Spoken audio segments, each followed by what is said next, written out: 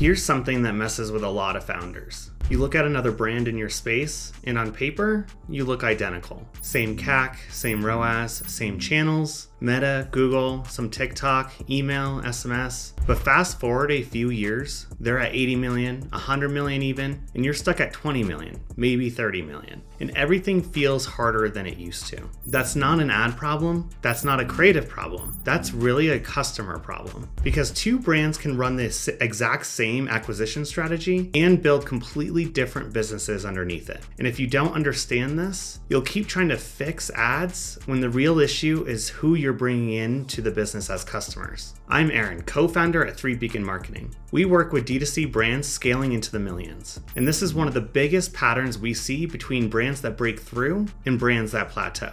So let's start with the trap. Most brands evaluate performance like this. CAC looks good, ROAS looks good, AOV looks fine, so they think, great, we're doing it right. Let's scale. But those metrics only tell you what happened on the first purchase. They don't tell you what happens after that. And that's where the gap starts. Because two brands can acquire customers at the same cost, but those customers behave completely differently and are worth different. One brand brings in people who come back, buy again, pay full price, even expand into other products and categories. The other brings in people who buy once, wait for discounts, and never return. Or worse, return their purchase. Same CAC, completely different features. And if you're only looking at surface level metrics, you won't catch it until scaling starts to break and it's too late. This is where founders start saying things like, ads don't work like they used to, scaling is getting harder, we need new creatives. But what's actually happening is deeper than that. Your business is building what we call customer drag. Customer drag is when the people you're acquiring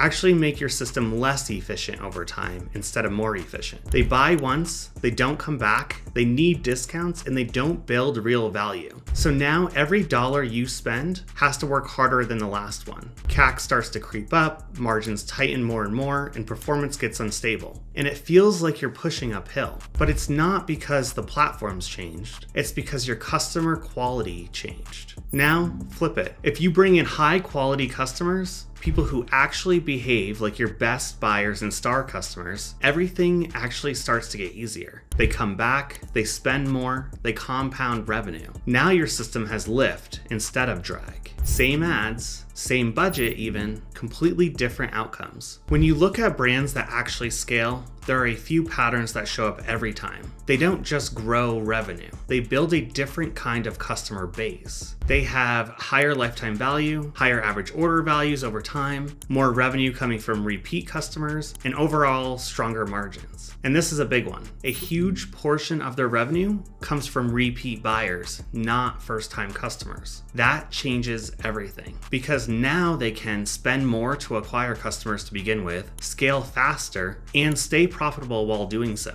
while everyone else is stuck trying to make the first order work. When you strip everything down, brands that scale do 3 things differently. They measure customer quality, not just performance. Most brands ask, how did this campaign perform? Better brands ask, what kind of customer did this campaign actually create? They track lifetime value by channel, by product, and by offer even. They know which customers are worth scaling and which ones aren't. They're not just spending budget, they're allocating capital. 2, they control the entry point into the business. And this is where I'll add my spin. Most brands let their best-selling product drive acquisition. Top brands design it intentionally. What's the first product someone should experience? What creates the highest chance they will come back?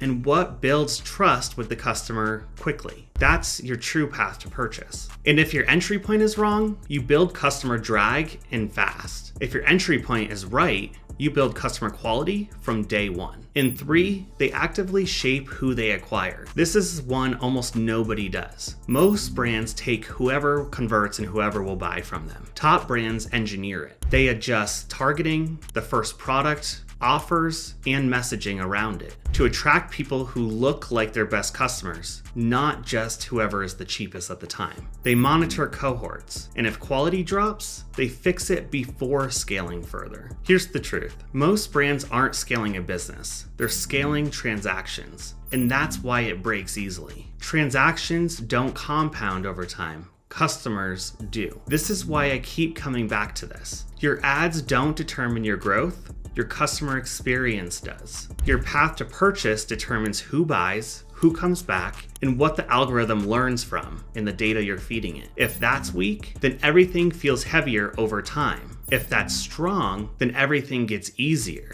So if your growth feels harder than it should, don't just look at your ad account. Look at your customers and the quality of those customers. Ask yourself, who are we actually acquiring? Do they come back and repeat purchase? Are they worth scaling? Because that's the real lever. If you want help breaking this down, we do this every week with brands we work with. We'll map your acquisition, your customer behavior, your path to purchase, and show you where customer drag is happening and how to fix it. So there's a link in the description. Book a strategy call today. And if this helps you see growth differently, send it to another founder, because most brands don't have a scaling problem. They have a customer problem.